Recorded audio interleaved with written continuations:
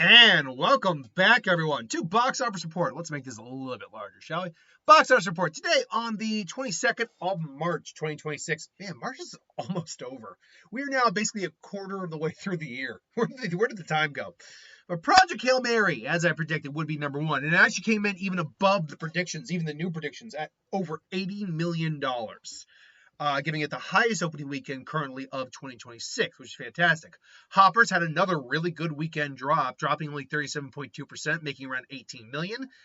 This is where I did not get the box office right because I don't get these. I don't get the foreign films very often in terms of my predictions. I don't think about them because 9 times out of 10 they're not making enough to really make a big impact on the box office. But once in a while they do show up in the top five.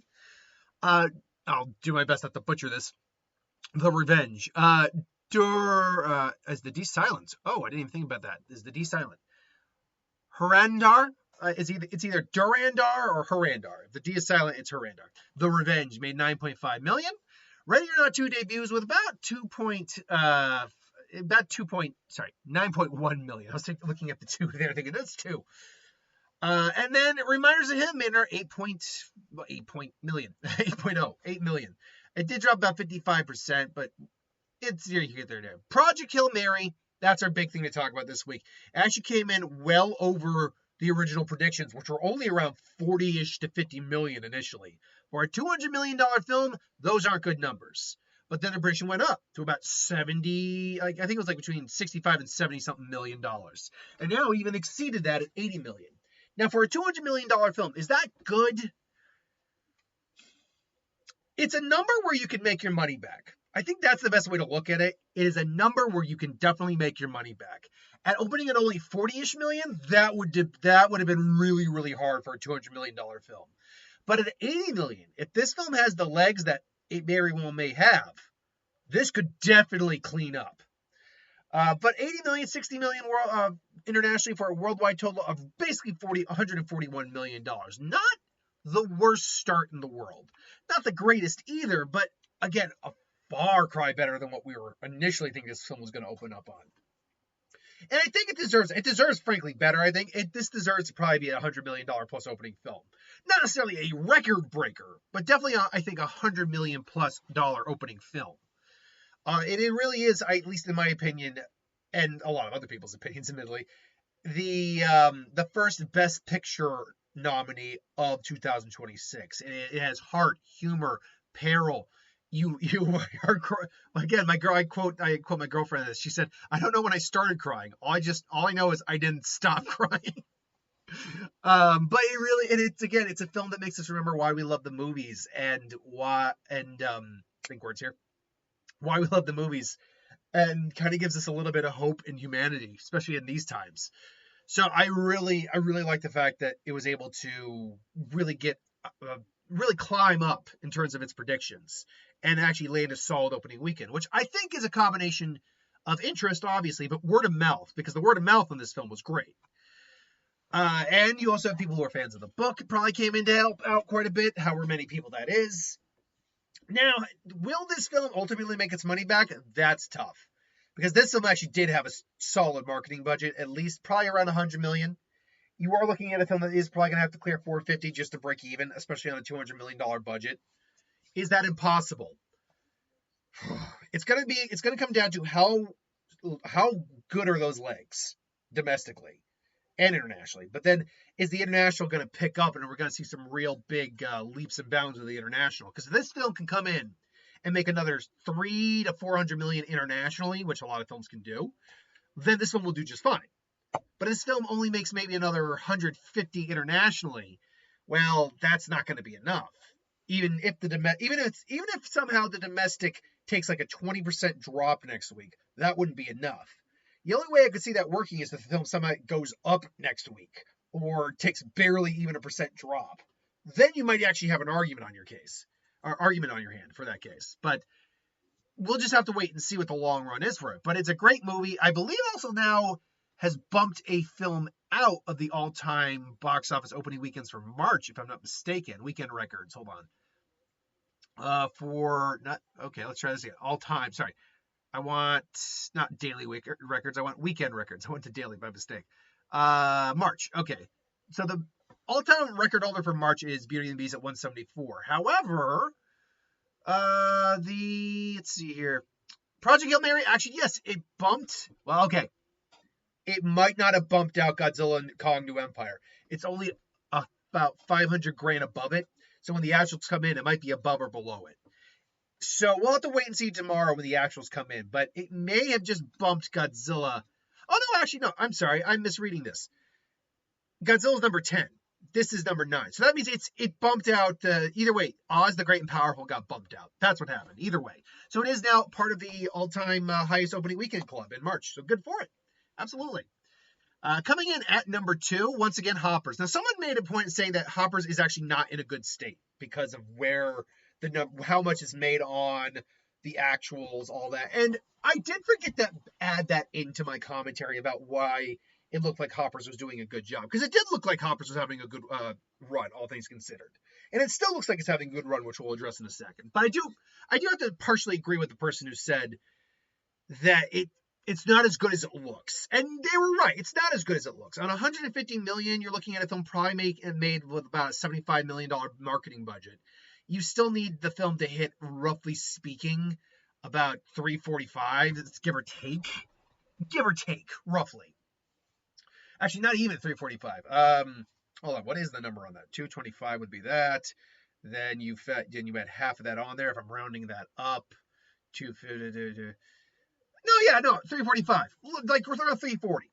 So I do partially have to agree with the person who said that, but at the same time, I was trying to be optimistic because it did at least cross over its production budget. Now, that being said, the fact that studios take 50% is not a hard and fast rule. It varies between theaters, not studios. It's not a guaranteed science. It varies between theaters. The actual average is more closer to like a third, around 30%. Some theaters do that you need to keep in mind. Some theaters do take a 50%, but some theaters actually take less than that, and even less than 30%, which is why you average it out to about a third, roughly. This is why people always say theaters don't make their money from the tickets; they make it from the concessions. But anyway, Hoppers had another really good weekend at making 18 million, dropping only like 30 some odd percent. Currently stands worldwide at $242 million. Now, is that good? It's not bad, but as we pointed out, or as it kind of got pointed out, it still needs to make somewhere in the neighborhood of 345 break even. It hasn't hit that break even point yet, but it's not doing bad. It's got good legs, and unfortunately, the newest animated release, the Pout Pout Fish. Where the hell is the Pout Pout Fish? I actually have showtimes for the Pout Pout Fish in my theater. I will try to see that this week. On a day off I have. I'm actually not seeing the Pout Pout Fish on here. Oh, I wonder why we're not seeing the Pout Pout Fish on here. I don't have an answer for that. All I know is it is in theaters right now. So, yeah, I did not see the Pout Pout Fish actually being a big contender with this. Because, really, if nothing else, I only ever saw the trailer attached to Hoppers. That was the problem. I've seen no marketing for this film. So I don't know how many people even knew the film was coming out. That said, I was not worried about Project Hail Mary coming out and taking box office away from it because it's such a drastically different film that even though it's the big release coming out, if anything else, it's counter-programming. Yes, when you get something like, say, an Avengers or a Doomsday, or a Dune, or a big comic book movie, or like a big tentpole film, I mean like a big tentpole film, you know for a fact it's going to have well over $100 million weekend. Then you can look at some other films and go, okay, that film's going to suffer. But when you look at a film that may be a tentpole film, but it's only going to open between $50 to $80 million, honestly, there's going to be enough going around for the families to go and see everything. So Hoppers, I was actually never worried about. Now, at week 3, it's at $242 million. Does it still need to hit a little bit higher on the spectrum? Yeah, it does, or higher on the box office. Yeah, it does. It does. But could it still do it? Well, like I said, seeing as the Pout Pout Fish is not a contender with it, it's got the rest of the month to clean house. And if I get my numbers up here real quick, let's see, where are you? Super Mario Brothers doesn't come out for another 2 weeks. It's got 2 more weeks to really sweep up the competition here. It has next weekend, and then and then it's got all the well, no, actually, I should take that back. It's got 2 weeks it's got 1 week left to really clean up house. Which do I think it could be over 300 million by the end of next weekend? It's going to depend on the dailies, which are still going to be in the millions, low millions, but millions. And then it's going to depend on what drop it takes this weekend domestically and then internationally. But with only 58, 57-ish million left to go, that's possible it could be over 300 million next week. And then if it does manage to hit over 300 million next week, by the end of the week, I would say that even though Super Mario Brothers is going to dominate, it would not be impossible for it to make another 45. It's essentially right now, if I really want to break down the numbers real quick, grand total of its budget, based on what I can guess. I can't find a marketing budget for it right now. 75 million is what my guess is, and that seems like a safe number. It could even be lower. It could be like 60 or something, but I'm going to go stick right now for 75. That means the total it's made on 225. If you cut that in half, that essentially makes 112.5 million. You add that on, that's essentially $337 million. That's in essence what our number is. And so that means we're basically looking for about 95 million more. Between international and domestic, especially with the drops it's taking domestically, that's not impossible. So we'll have to wait and see what the long-term budget is going to be on this, or long-term box office is going to be on this. Because unfortunately, the international isn't very big.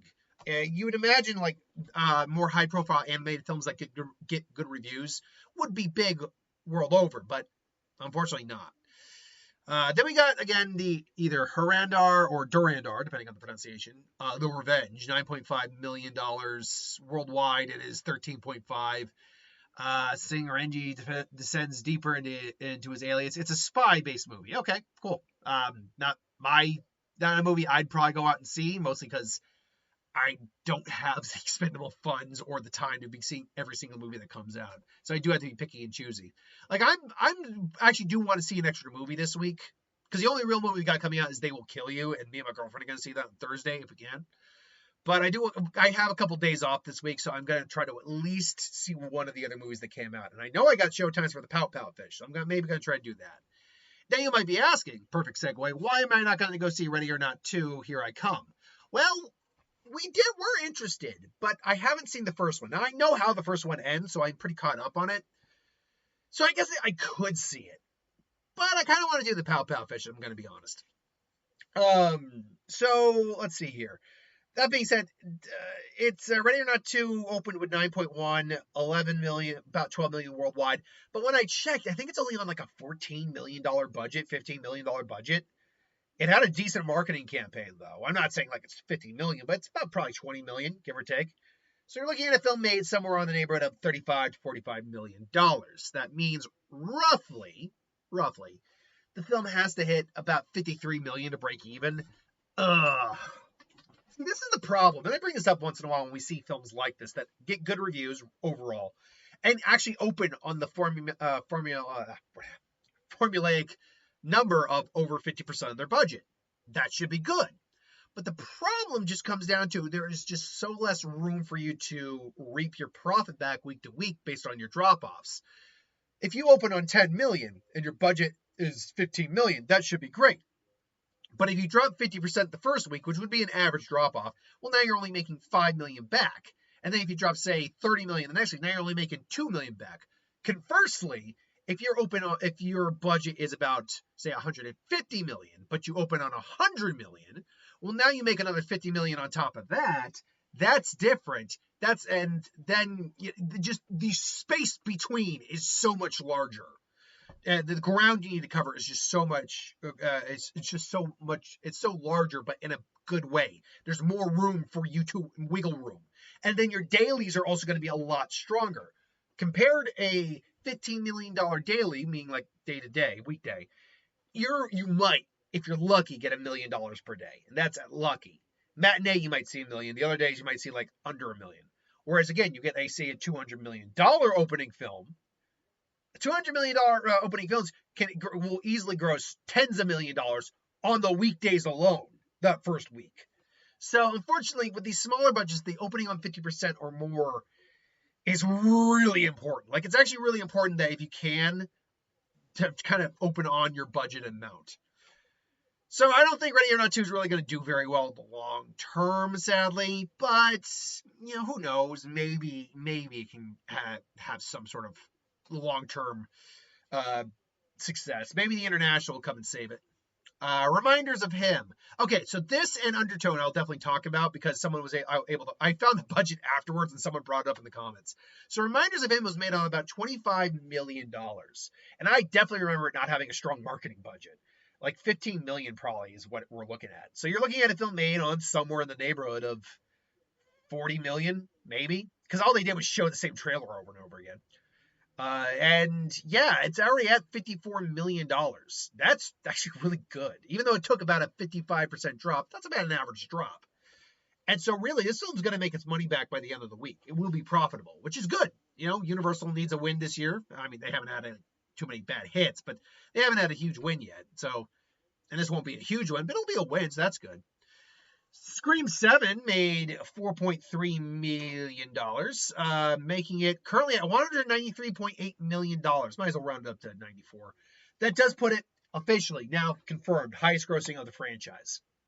Now, if you have liked the film, if you've gone seen it, good for you. All films subjective. You can like what you like, dislike what you like. It's okay. No judgment here. But everything I've heard from a lot of people who went to see it, and the critic rating and audience rating, the film was terrible. So my concern for the next film that they will clearly make is that they're going to take more of the lessons they learned. Okay, this worked. Why did it work? And take the wrong lessons from a film that wasn't the most well received, but still did the best. So we'll have to wait and see what happens with this. But look, again, I've said my piece on what I don't like about Paramount in the last video. Don't like the guys running it. Don't like their practices. I don't like their associates. But look, I like Paramount as a studio in the past. They gave us Top Gun Maverick, for God's sake. They gave us the Mission Impossibles, Star Trek, the Ninja Turtle film. Like, they've given us some great stuff, so I do want them to succeed. But this is good for the health of the movie theaters and studios as a whole. Any film that makes money and doesn't lose it is good. So with that said, Goat made another $3.5 million. Again, a little Goat that could now trudge into the $174 million spot. I am wondering if this could be like a bad guy scenario, because it does keep kind of trudging along a little bit and making a little bit more every week. I'm wondering if it can get to the at least break even point just by existing, because the only contender it's got to hurt it is Hoppers, which admittedly is the big boy on the block right now, but it's not the end of the world if for Goat. Like, every little bit of money it makes helps. And again, it's made on 90 million, if I remember correctly, 90 million. It's got I don't know what the marketing budget is, but it was not a large marketing budget. I predict no higher than 40 million at best. So you're looking at maybe 130. So, and again, I'll have to look it up, see if I can find an actual marketing budget or not. But that would mean that the film basically just has to make 195. It's about 20 million away, but I'm not gonna lie, it's a little, unless there's an international market has yet to open up, which is possible. I don't know if it's going to be able to make the extra $20-ish million it needs to make just to break even. And that's assuming my guess is right. It could be lower. It could be 30 million. In which case, if it's at 30 million, that means it'd be at 160. That means it's just $6 million away from doing it. That would be doable. But if it's higher, say at 50 million, well, then it's almost impossible. But 20 million is that weird kind of gray area. All right, Undertow. Now, Undertow is a very interesting case because it's an A24 film, but apparently they did more like viral marketing with it because its budget was non-existent. It apparently was like $500,000 in a budget. Then you have to factor in, not viral marketing, but online marketing. You probably put like $2 million in marketing, because I do remember seeing the trailer. It just wasn't a lot. And clearly it was attached to horror films. So if you factor in $2.5 million, do the math on that, like what a third of that would be for the odd studio to, studio takes a third.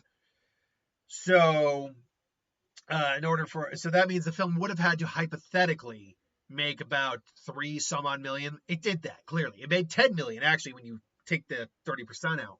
So it's $7.5 million profitable. That's actually impressive because A24 makes Oscar caliber films. They make nuanced films, they make art house films, but they don't very often make profitable films.